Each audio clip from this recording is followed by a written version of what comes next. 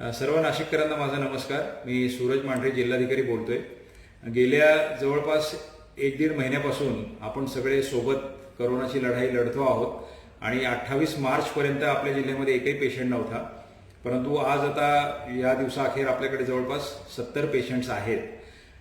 त्याच्यापैकी सर्वाधिक पेशंट जे आहेत 62 पेशंट्स हे एकट्या मालेगाव शहरातले आणि मालेगाव शहरातले देखील एक 8 कंटेनमेंट झोन जिथे आपण केलेले त्याच परिसरातले आहेत आणि बाकीचे 8 पेशंट जे आहेत त्यातले 5 नाशिक शहरामधले आणि 3 पेशंट्स आपले इतर तालुक्यांमधले आहेत। जवळपास 15 तालुक्यांपैकी 4 तालुक्यांमध्ये हा सगळा कोरोनाचा प्रादुर्भाव दिसतो। बाकीच्या 11 तालुक्यांमध्ये अजूनही एकही पेशंट आपल्याला दिसून आलेला नाही। ही त्यातल्या त्यात दिलासा देणारी बाब आहे। मालेगावच्या बाबतीत पण जर बघायचं झालं तर असं दिसून येतं की सुरुवातीला जे पॉझिटिव्ह पेशंट आले त्यांचं अतिशय चांगलं कॉन्टॅक्ट ट्रेसिंग आपण केलं, त्यामुळं त्या लोकांना आपण आधीच इन्स्टिट्यूशनल क्वारंटाईन केलेलं होतं, त्यांना त्या समाजापासून दूर केलेलं होतं जेणेकरून तो प्रादुर्भाव तिकडे वाढू नये आणि तिथून दूर करून त्यांना इन्स्टिट्यूशनली क्वारंटाईन केलं होतं आणि त्यातनंच पॉझिटिव्ह रिपोर्ट्स आता येत आहेत। म्हणजे ज्या मूळ माणसांपासून लागण झालेले लोक आहेत, जे इन्स्टिट्यूशनल क्वारंटाईन आहेत, हाय रिस्क कॉन्टॅक्टमध्ये आधीच होते, त्याच लोकांमधून हे पॉझिटिव्ह पेशंट्स आता येत आहेत। यावरती आमच्या असं लक्षात आलं की आपण इन्स्टिट्यूशनल क्वारंटाईन जर जास्तीत जास्त लोकांना केलं तर आपण थोडासा याला प्रादुर्भावाला अटकाव करू शकू। त्या दृष्टीने आता मालेगावमध्ये आपले जास्तीत जास्त प्रयत्न सुरू आहेत। मालेगावमध्ये आपण इमर्जन्सी ऑपरेशन सेंटर पण सुरू केले, IAS दर्जाचे अधिकारी पण तिथे दिलेत। तिथे पोलीस डिपार्टमेंट जी मालेगावची बाह्य सीमा आहे की मालेगाव शहरामध्ये कोणी नवीन माणसं जाऊ नये आणि मालेगाव शहरातून परस्पर बाहेर कोणी जाऊ नये, जेणेकरून इतर ठिकाणी त्याचा फैलाव होणार नाही, अशा पद्धतीची व्यवस्था पोलीस विभागाकडून केली जात आहे। त्यामध्ये अर्थात इसेन्शियल सर्व्हिस घेऊन जाणारी वाहनं वगळलेली आहेत, परंतु त्यांची देखील योग्यरित्या निगराणी करून त्यांना फ्युमिगेशन वगैरे करून महानगरपालिकेच्या मार्फत ती वाहनं आतमध्ये सोडली जातात। तर आता या पुढचा आपला जो टप्पा आहे तो एक महत्वाच्या टप्प्याकडे आपण जाणार आहोत। 20 तारखेपासून आपल्याला बऱ्याच काही गोष्टी सवलती मिळणार आहेत।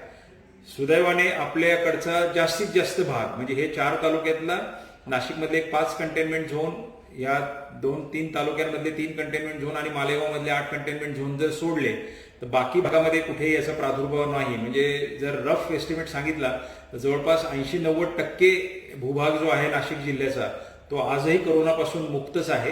त्यामुळे तिथे शासनाने काही परवानग्या दिलेल्या आहेत। कालच अतिशय विस्तृत नोटिफिकेशन महाराष्ट्र शासनाने जारी केलेलं आहे। आदरणीय मुख्य सचिवांच्या स्वाक्षरीचं ते नोटिफिकेशन आहे, तर त्याप्रमाणे आपण सगळी कारवाई आता करणार आहोत। परंतु ती कारवाई देखील म्हणजे एकदम लॉकडाऊन आता उठलेलं आहे किंवा आता काहीच बंधनं आपण पाळायची नाही आणि आपण या सगळ्यामधून बाहेर पडलोय अशा पद्धतीचं नाहीये। त्याला सुद्धा खूप बंधनं पाळणार आहोत आपण। फक्त जे आज जिथे प्रादुर्भाव नाही तिथली पण जे काही एकदम आपण शटडाऊन केलेलं आहे ते थोड्या प्रमाणामध्ये मोकळं होणार आहे। उद्योगधंद्यांना काही प्रमाणात मोकळीक आहे, बँकांना मोकळीक आहे, सामाजिक संस्थांना मोकळीक आहे। काय करता येईल आणि काय नाही करता येणार हे सगळ्याचं विस्तृत वर्णन त्याच्यामध्ये आहे। काही लोकांनी असं प्रसारमाध्यमांमध्ये किंवा काही ठिकाणी असं बोलताना व्यक्त केलं की नाशिकचा समावेश रेड झोनमध्ये आहे किंवा ऑरेंज झोनमध्ये आहे की ग्रीन झोन वगैरे। तर हे जे काही झोन वगैरे आहेत रेड, ऑरेंज आणि ग्रीन, हे आरोग्य विभागाच्या कामकाजाच्या संदर्भातला तो विषय आहे। तो उद्योगधंदे किंवा इतर गोष्टींच्या संदर्भात त्याचा काही संबंध नाही।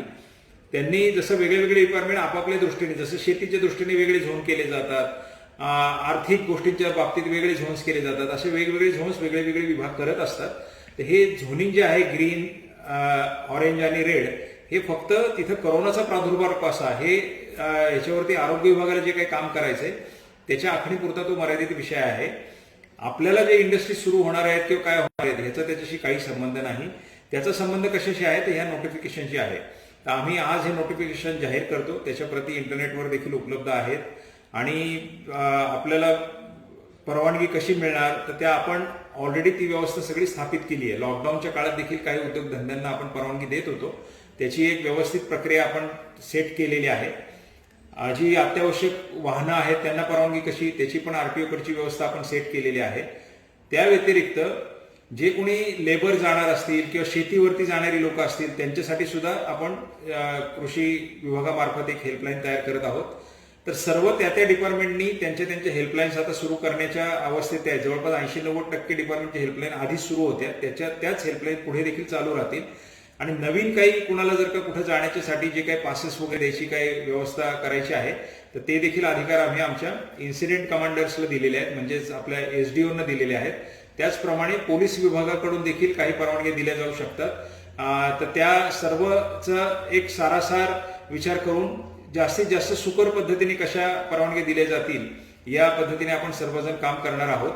मला आपल्या सर्वांना पुन्हा एकदा निवेदन करायचंय की आपली परिस्थिती अजूनही अतिशय चांगली आहे, अतिशय नियंत्रणात आहे.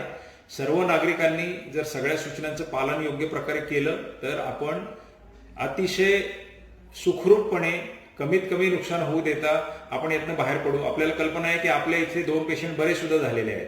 आरोग्य विभाग देखील खूप चांगलं काम करत आहे. जो पहिला पेशंट होता तोही बरा झाला, जो दुसरा पेशंट होता तोही बरा झाला. माझी अशी इच्छा आहे की आज आपल्याला असं दिसतं की रिपोर्ट पॉझिटिव्ह येतात, आपण चिंतेत येतो. आता आपले पेशंट बरे होण्याची देखील एक सुरुवात झालेली आहे. पहिला बरा झाला, दुसरा बरा झाला, तर हळूहळू तिसरा, चौथा, पाचवा असे बरे होत जातील. तर एक वेळ असेल की आपण ह्याची कुठेतरी एक स्टॉप करू, एका पीक पॉईंटवरती आपण जाऊ आणि नंतर हे सगळे लोक बरे झालेले आपल्याला पाहायला मिळतील. परंतु हे कधी होईल, ज्यावेळेला आपण नवीन पेशंट निर्माण होण्याची शक्यता कमीत कमी ठेवू तेव्हा. जर आपण हे सोशल डिस्टन्सिंगचे नियम पाळले नाही, आपण जर का गर्दी अनावश्यक निर्माण करायला लागलो, आता ह्या उद्याच्या नोटिफिकेशन नंतर जर आपण असं समजायला लागलो की आता सगळं काही झालेलं आहे, आपली सुरुवात करून टाका पूर्वीप्रमाणे, तर मात्र आपल्याला पुन्हा पुन्हा लॉकडाऊनच्याच कडे माघारी यावं लागेल. कारण एक जरी नवीन पेशंट तयार झाला तरी त्या ठिकाणी पुन्हा आम्हाला कंटेनमेंट झोन करावं लागेल आणि कंटेनमेंट झोनमध्ये या कोणत्याही सवलती आपल्याला पुन्हा मिळणार नाहीत. त्यामुळे आता आपण खुलेपणाने राहायचंय का कंटेनमेंट झोनमध्ये बंदिस्त व्हायचंय हा निर्णय प्रत्येक नागरिकाला घ्यावा लागेल. आपल्या चुकीमुळे पूर्ण आपला जो एरिया आहे तो आपण पुन्हा कंटेनमेंट झोन बनवून बंद करून टाकायचा का, बंदिस्त करून टाकायचा का, हे सगळं आता आपण ठरवायचंय.